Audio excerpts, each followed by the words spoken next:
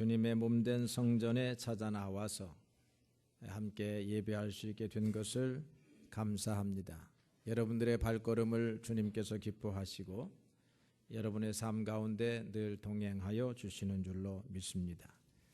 이제 오늘부터는 성경의 순서에 따라서 오늘은 창세기에서 한 본문을 택하여 설교하고 이제 다음 주에는 출애굽기의 한 본문을 택하여서 여러분에게 말씀을 증거하기를 원합니다. 여러분들이 성경을 읽기가 좀 쉬워졌습니다. 그래서 이제 돌아가셔서 한 주간 창세기를 읽으셔도 좋고, 아니면 조금 더 부지런한 사람은 창세기를 읽고 이제 다음 주에 택하여질 본문이 있는 출애굽기를 읽으시면 여러분들이 설교의 순서에 따라서 성경을 읽을 수 있게 되는 줄로 압니다. 창세기라고 하는 말은 시작을 알려주는 책이다라고 하는 말입니다. 세상이 어떻게 창조가 되었는가. 영어로는 제네시스라고 그렇게 말합니다. 제네시스 하니까 여러분들이 현대 자동차 좋은 승용차를 생각합니다. 그런데 현대 자동차가 이 말을 차용을 했습니다. 자동차의 새로운 기원을 열겠다. 자동차의 새로운 시작이 무엇인가를 보여주겠다라고 하는 뜻으로 제네시스라고 하는 이름을 붙였습니다. 신앙이 있는지 없는지는 잘 모르겠어요. 현대 자동차의 사주가 신앙이 있는지 없는지는 모르지만 그래도 이름을 멋들어진 걸 갖다가 붙였습니다. 창조, 시작, 기원, 그런 말입니다. 그래서 창세기는 크게 세계가 어떻게 시작이 되었는지, 인간의 출발점이 무엇인지, 인간의 불순종으로 말미암아서 이 땅에 어떻게 죄가 시작되게 되었는지, 그리고 아브라함을 비롯한 하나님을 믿는 믿음의 백성들이 어떻게 그 첫걸음을 옮겼는지 하는 것들을 보여주는 책이 이 창세기라고 하는 것입니다. 전술한 바와 같이 세계와 인류, 여러분들은 하나님의 창조 때문에 하나님이 시작하셔서 여러분들의 생명이 이곳에 있게 되었다라고 하는 것입니다. 여러분의 아버지가 시작하신 것이 아니요 어머니가 시작하신 것이 아니라 하나님이 시작하셔서 여러분들이 오늘 이 땅에 생명을 가지고 존재하게 되었다라고 하는 것입니다. 믿으십니까? 네. 하나님이 우리 아버지 어머니를 도구로 사용하셨습니다.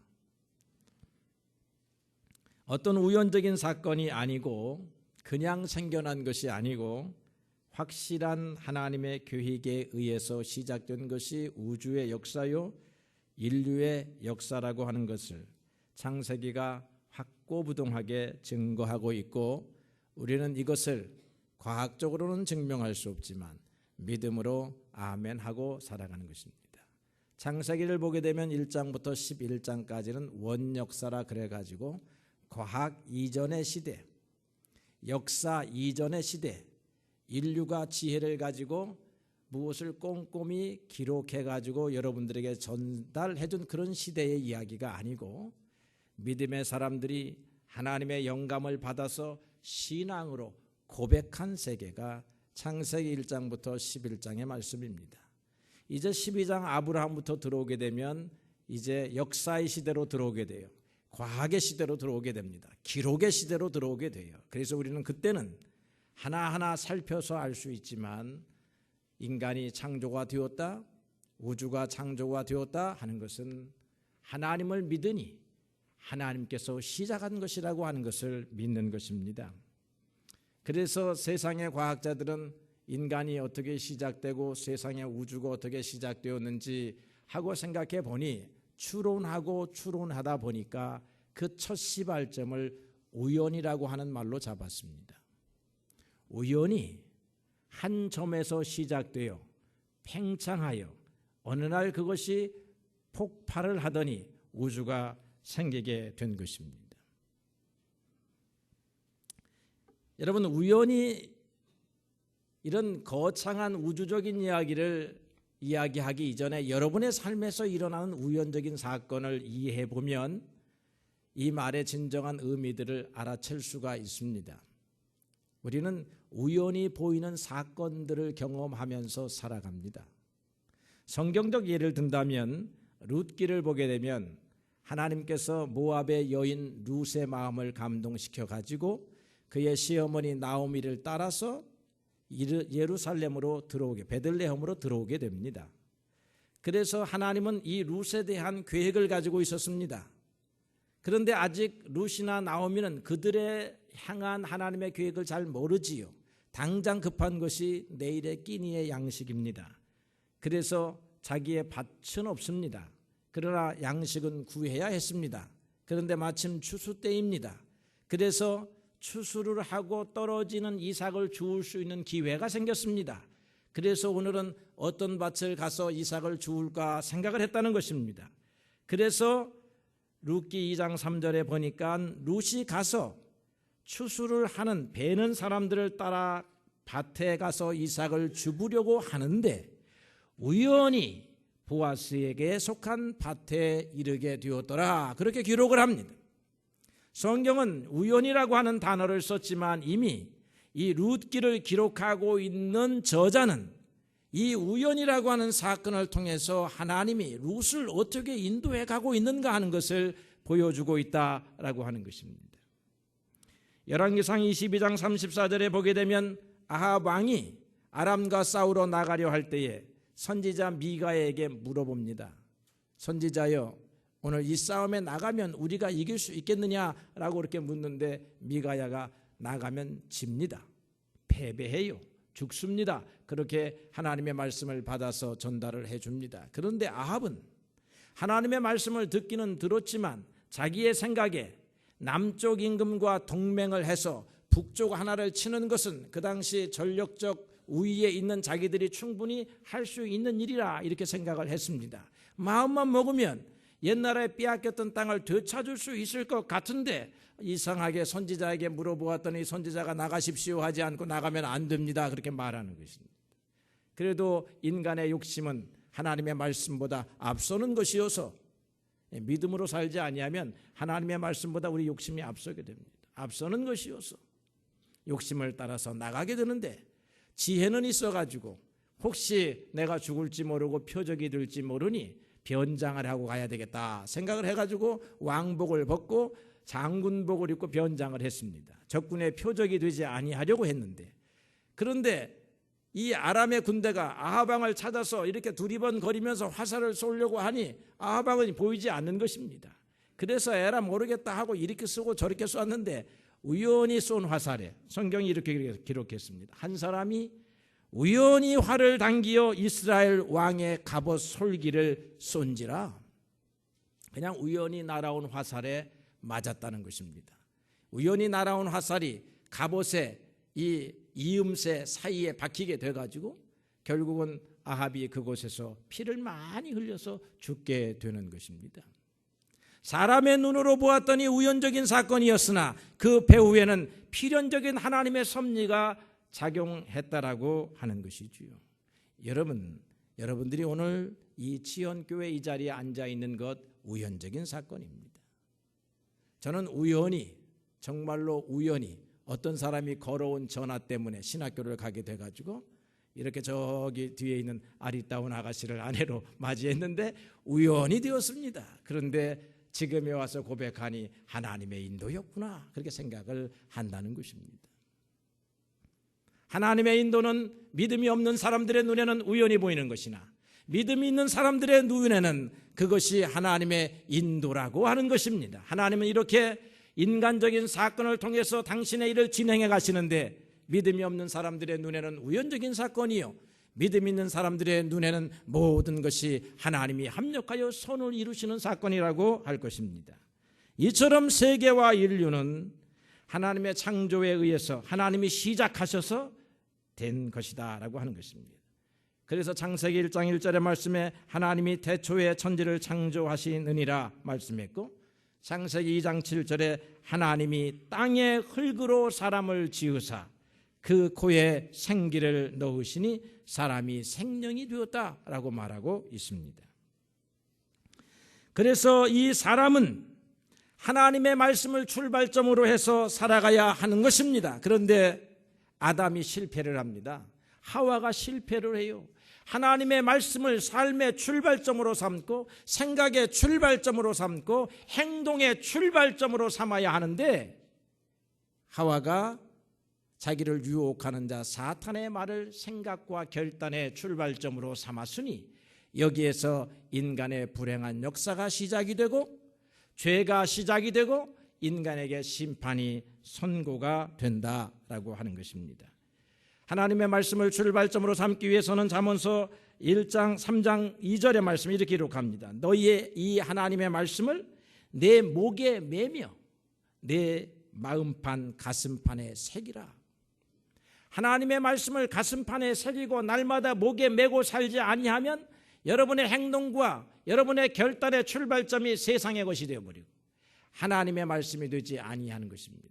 하나님의 말씀으로 인생의 출발점을 삼으면 우주의 주인이시고 여러분 인생의 주인이신 하나님이 여러분의 인생과 동행하셔서 여러분들을 복되게 하시겠지만 여러분들이 세상의 말씀과 세상의 이론과 세상의 사상을 삶의 출발점으로 삼으면 하나님의 전능하신 보호가 여러분의 생애 가운데 있지 아니하다라고 하는 사실을 기억해야 될 줄로 믿습니다.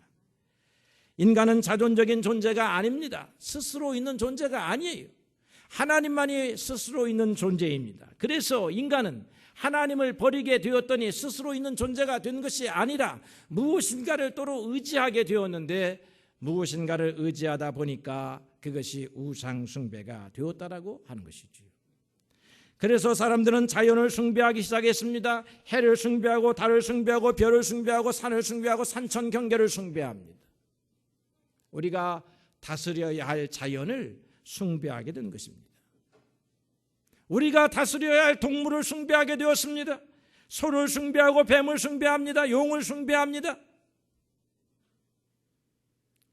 서로 화목해야 할 흙으로 지어진 인간들을 섬기게 되었습니다. 숭배하게 되었습니다. 인간의 영웅들이 나타나기 시작을 했습니다. 저 영웅은 우리와 다른 존재라고 생각했습니다. 그를 섬기게 되었습니다.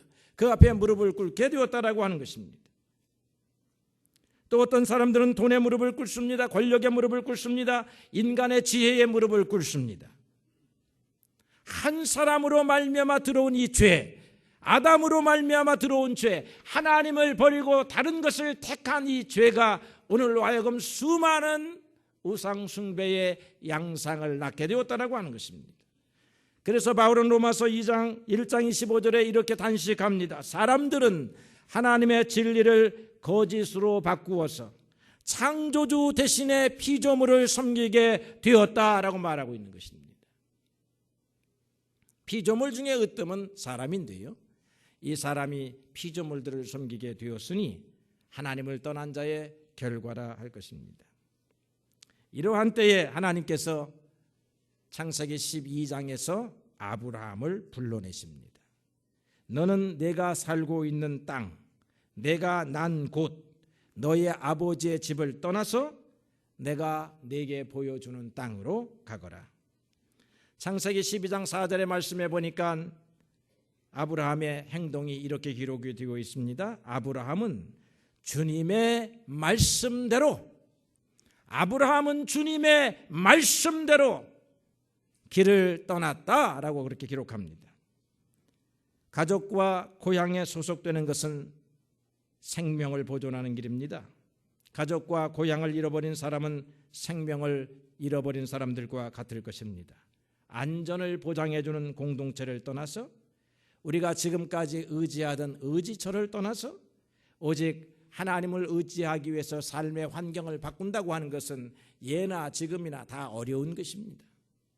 하나님만을 인도하는, 하나님만의 인도함만을 의지하는 그런 삶을 아브라함이요 택하게 되었다라고 하는 것입니다. 아브라함은 죄된 세상에서, 우상을 숭배하는 세상에서, 사람의 생각이 인간의 운명을 좌우하려고 하는 그런 세상에서 하나님의 음성을 듣고 그 음성을 따르기로 맹세한 사람이었습니다. 그를 통해서 하나님의 백성이, 한 개인의 신앙이 출발하는 것이 아니라 하나님의 백성 집단이 생겨나게 되는 것입니다.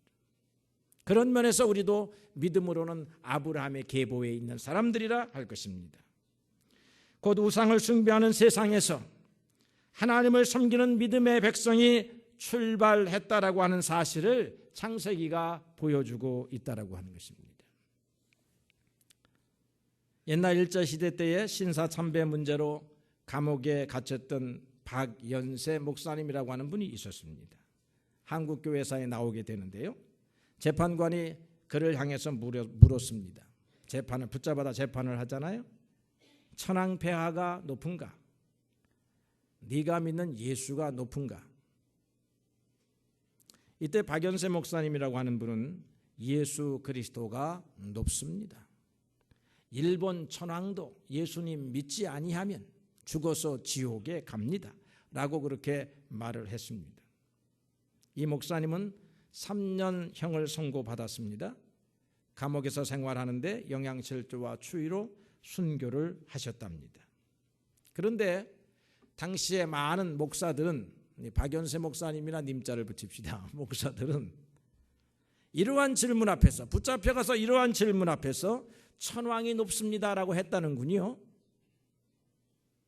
속마음은 아니었지만 살기 위해서 천왕이 높습니다 그렇게 말하였더니 석방 나왔고, 예수님이 높습니다 하면은 감옥으로 갔다는 것입니다. 이해할 수 있습니다. 살기 위해서죠. 산다고 하는 것이 이렇게 하나님을 따르고 예수님을 따르기 어렵게 만드는 것입니다. 우리는 다 이러한 문제 때문에 주님을 온전하게 따르지 못하지요. 아브라함은, 물론 아브라함도 실수가 있고 실패가 있지만 아브라함은 믿음으로 전진해 갑니다. 믿음이 발전 성장해 간다는 것이죠. 그래서 결국은 세상의 권력을 두려워하거나 무서워하거나 세상의 안전 기반이 아니라 하나님을 향하여 쭉 갑니다. 한때 넘어지기는 했지만 다시 일어서서 또 갑니다. 이것이 아브라함의 역사예요. 그리고 아브라함의 아들 이삭과 야곱과 요셉을 통해서 일어나는 역사라고 하는 것입니다. 그래서 창세기는 인생의 출발점을 하나님에게서 삼는 사람인데, 그러한 사람의 행동 양식은 믿음이라는 것입니다. 하나님을 믿고 따라가는 그런 믿음이라는 것이죠. 사실은 성경 전체가 하나님과 예수님을 따르는 믿음에 대해서 얘기하고 있는 거예요. 아브라함은 살기 위해서 반드시 갖춰야 할 것으로 여겨지던 당시의 필수 조건인 가족을 버리고 농토를 버리고 고향의 공동체의 보호를 내려놓고 하나님을 따라갔습니다. 그것이 믿음입니다. 그러나 오늘 설교에서 다루려고 하는 것은 믿음의 문제가 아니고 오늘 사랑과 용서에 관한 이야기입니다. 사랑과 용서도 창세기에서 시작이 돼요. 처음에 하나님께서 아담을 창조하시고 하와를 창조하셨을 때에 아담이 독처하는 것이 보기가 안 좋으셔서 하와를 만드셨습니다. 서로 사랑하고 서로 연합하라고 하는 것이지요. 그런데 이제 아담 이후에 자손들이 생겨나면서 불화가 시작이 됩니다. 가인과 아벨이 싸우게 됩니다. 어찌 보면 아무것도 아닌 사소한 문제를 가지고 싸우게 됩니다. 인간 사이에 불화가 일어난다라고 하는 것입니다. 죄가 스며들어온 인간은 생존을 위해서 평화가 아닌 싸움을 택하게 되었습니다. 사랑이 아닌 미움을 택하게 됩니다. 나누지 아니하고 배제하고 그리고 홀로 독식하는 그러한 문화에 익숙해지기 시작을 했습니다. 그러한 불화가 급기야는 절대적으로 사랑해야 하는 세계 앞에서도 들어오게 되었는데, 이것이 요셉의 이야기가 보여주는 것입니다. 형제도 싸우게 되더라라고 하는 것이죠. 오늘날 많은 사람들이 이와 같은 원리에 의해서 살아갑니다. 세상의 원리 가운데 하나가 무엇이냐면 우리는 살아남기 위해서 형제하고도 싸워야 한다. 순서만 다를 뿐입니다. 순서만. 처음에 보니까 동물의 세계를 보니까요, 동물들도 타 종족하고는 싸워요. 같이 싸우다가. 그러나 이제 외적인 평화가 오고 나면 내적인 갈등이 시작이 됩니다. 누가 이 안에서 더 많은 것을 차지할 것인가, 거기서 싸우게 된다 이 말이죠.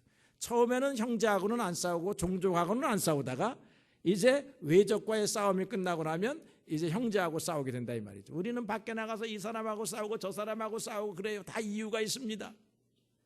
그런데 그 싸움이 나중에 보니까 부모와의 싸움이 되고 형제와의 싸움이 되고 성도와의 싸움이 되고 어찌 보면 사랑해야 할 사람과의 싸움이 날마다 일어나더라라고 하는 것입니다. 잠언 9장 17절에 보니까 도둑질한 물이 달고 몰래 먹는 떡이 맛이 있다고 했는데요, 이 말씀을 읽으니까 제가 우리 형 거 몰래 훔쳐먹은 것이 생각이 납니다.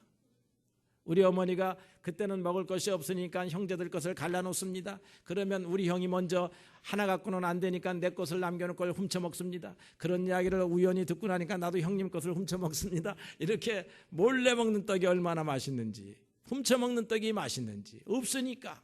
그런데 지금은 우리가 다 잘 살게 되었습니다. 그래서 그런 싸움은 일어나지 않지만 더 큰 것을 가지고 싸우는 것이죠, 형제들이. 야곱은 부자였다고 말하고 있어요. 이미 야곱은 라반을 떠나올 때 부자였습니다. 그래서 어찌 보면 형제들 가운데서도 아버지 유산을 놓고 서로 호시탐탐 노리고 있었는지 모릅니다. 그런데 이상하게 유난히 아버지 야곱은 요셉만을 사랑하는 것입니다.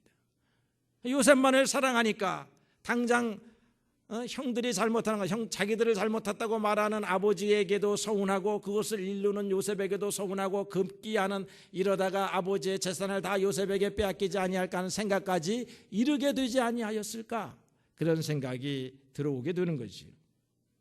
그래서 형제간의 싸움이 유발이 되지요. 그래서 요셉은 급기야 형제들에 의해서 애굽으로 팔려가게 되는 것입니다. 그것도 성경을 자세히 읽어보니까 죽이려고 했다가 그나마 형제이기 때문에 죽이지는 않고 그저 손발 꽁꽁 묶어가지고 애굽으로 팔게 되었다라고 하는 것이죠. 긴 시간이 지나고 납니다. 요셉은 숱한 고생을 합니다. 그런데 정말로 우연히, 거기도 우연히 작용을 해요. 극적으로 하나님이 그 요셉과 함께 하다 보니까 노예 시장에 가서 우연히 보디발의 눈에 띄게 돼요. 보디발이 보니까 총명해 보이고 건장해 보이는 요셉을 자기 집에 데려다가 식솔로 삼고 종으로 삼으면 좋겠다고 생각을 하는 것이요. 그런데 우연히 여러 가지 일들을 잘 처리하니까 그것이 보디발의 눈에 띄어가지고 가정총무가 됩니다. 그런데 또 그에게 시련이 있으려고 하니까 보디발의 아내 때문에 시험을 받습니다. 그의 말을 들어주지 아니하니까 감옥에 갑니다. 감옥에 갔는데 우연히 보디발이 왕궁의 고위 관료들만 이렇게 갖다 감금하는 그러한 감옥에다 갖다 넣는 것입니다. 수많은 감옥 가운데 우연히 그런 감옥에다 갖다 놓게 되고 그 안에서 바로왕을 섬기는 떡 굽는 자와 술 시중 드는 사람을 우연히 만나게 되게 되고 거기에서 하나님께서 요셉의 역사를 만들어 가시는 것을 보게 되지요.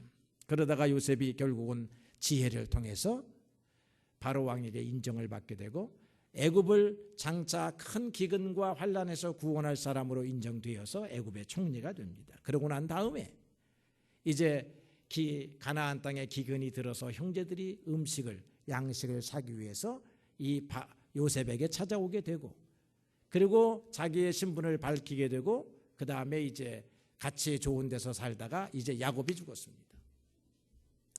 이 야곱이요, 이 성경을 읽어보니까 130세에 고센 땅에 들어와요. 이 요셉을 만나게 됩니다. 그래가지고 147세에 영면을 합니다. 그러니까 17년 동안 애굽 땅에서 살았지요. 17년 동안 야곱 밑에 요셉과 그 다음에 11명의 형제들이 그리고 그의 자녀들이 함께 살았습니다. 그렇게 살았고 요셉의 은혜와 혜택을 받았음에도 불구하고 지금 요셉의 형들이 아버지가 죽고 나니까 두려워하는 장면이 오늘 창세기 50장에 나오고 있는 것입니다. 그래서 아버지가 말을 했습니다. 죽기 전에 유언을 했습니다. 요셉 총리요, 감히 동생이라고는 부르지 못하고 요셉 총리요, 유언을 했습니다. 저들을 용서해 주라고 유언을 했습니다.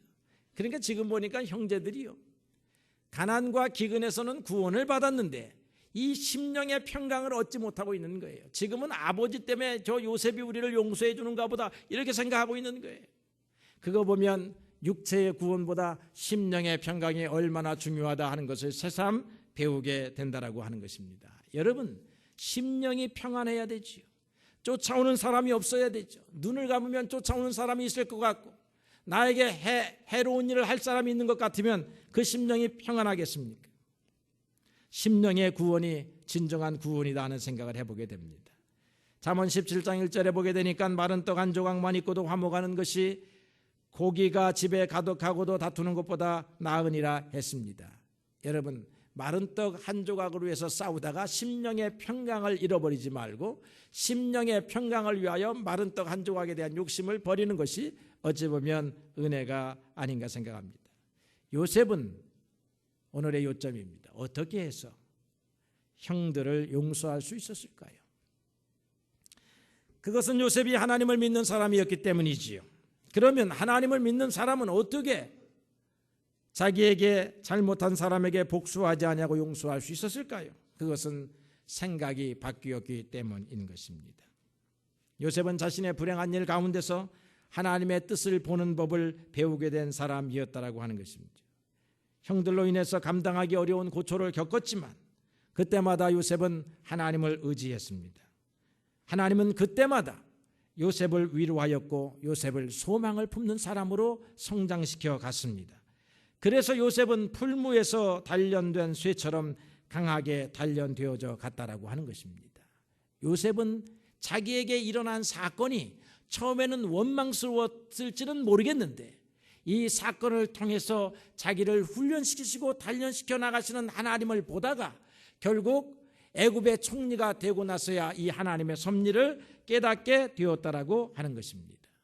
그때서야 요셉은 모든 것이 합력하여 하나님을 사랑하는 자고 그 뜻대로 부르심을 입은 자들에게는 모든 것이 합력하여 선을 이루는 것이로구나 하는 사실을 알게 되었다고 봅니다.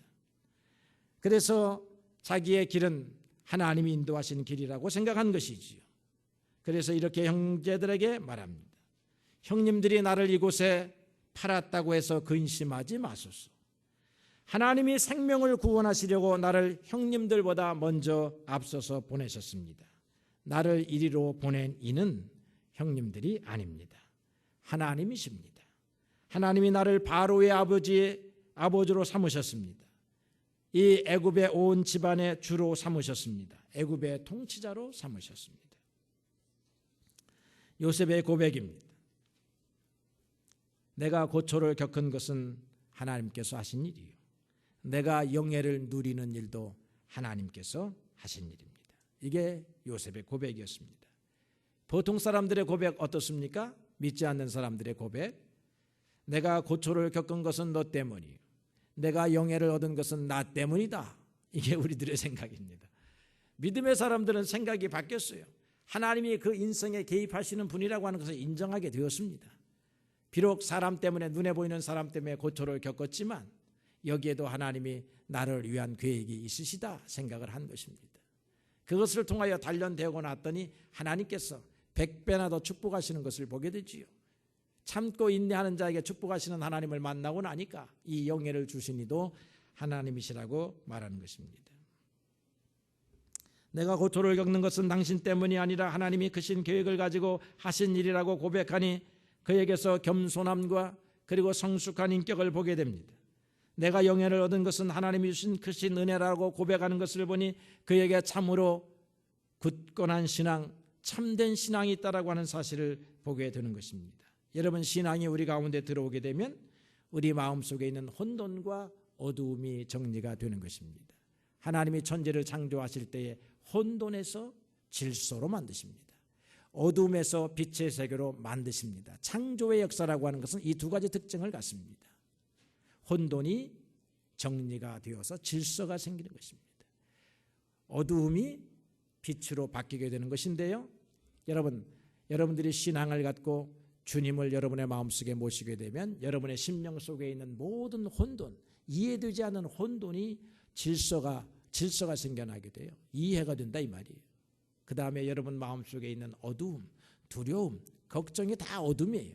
이게 다 카오스입니다. 혼돈입니다. 이런 혼돈들이 다 조직이 되어가지고 무엇을 향해서 가냐면 여러분들을 향하신 하나님의 축복의 계획을 향하여 움직이는 다 사닥다리가 된다라고 하는 것입니다. 여러분의 인생을 50년, 60년을 되돌아보십시오. 고생하지 아니한 사람이 어디 있습니까? 여러분의 인생 생애를 책으로 쓰지 않을 만한 사람이 어디 있습니까? 그런데 그런 것들이 다 합력하고 연합해서 어떤 때는 나에게 채찍으로 작용을 했지만 어떤 때는 나에게 유익으로 작용을 해가지고 오늘 여기에 있게 되었다라고 하는 것입니다. 요셉에게서 시작된 용서의 역사가 그리스도 예수의 속죄의 죽음으로 완성이 됩니다. 예수님은 자신을 십자가에 달아매는 사람들에게 복수를 택하지 아니하고 용서를 택하셨습니다. 그리스도의 용서, 그것은 우리를 사랑하시는 하나님의 사랑을 보여주는 것입니다. 탕자의 비유를 보니까 아버지를 거역한 아들이 돌아옵니다. 아버지의 재산을 탕진한 아들이 돌아옵니다. 아버지의 생각을 거절하고 자기의 생각과 주장대로 살았던 아들이 돌아옵니다. 더 이상은 버틸 수 없어서 돌아오는 그 아들에게 아버지는 꾸짖지 아니하십니다. 돌아왔다고 품어주십니다. 어깨를 감쌉니다. 새 옷으로 입힙니다. 그리고 잔치를 벌입니다. 이것이 하나님이 우리를 향하신 용서입니다.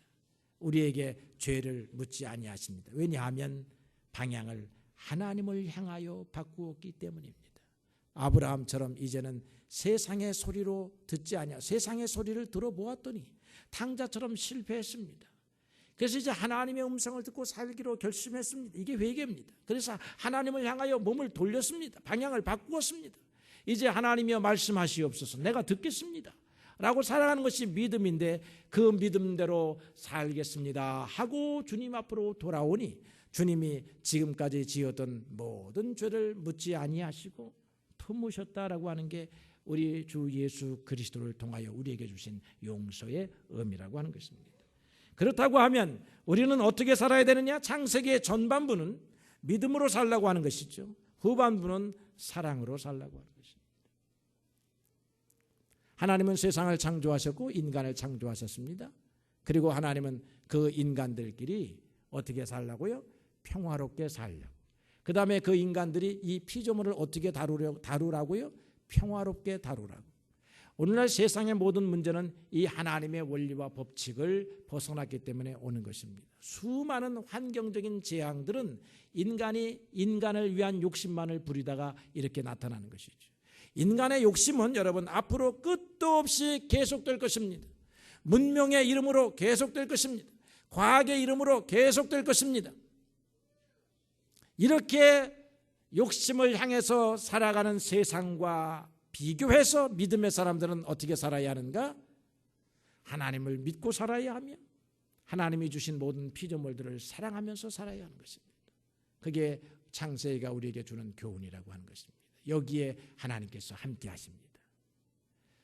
이렇게 살지 아니하는 사람들과는 하나님이 단절하시는 줄로 압니다. 사랑하는 성도 여러분, 우리는 하나님을 알지 못하던 사람들이 아닙니다. 이제 하나님을 아는 사람이요 하나님의 뜻을 아는 사람들입니다. 그러므로 하나님의 뜻 가운데 살아가는 여러분들이 되시기를 바랍니다. 사도행전 17장 30절에 보니까 알지 못하던 시대에는 하나님이 간과하셨거니와 이제는 어디든지 사람에게 명하여 다 회개하라 하셨다라고 했습니다. 여러분, 모르고 한 죄는 하나님께서 묻지 아니하십니다. 그러나 이제 우리가 하나님의 말씀을 듣고 보니 우리의 살아온 삶이 다 빛에 드러나는 것처럼 드러나게 되었는데 살아온 삶이 하나님의 말씀을 듣고 살아온 삶이 아니었습니다.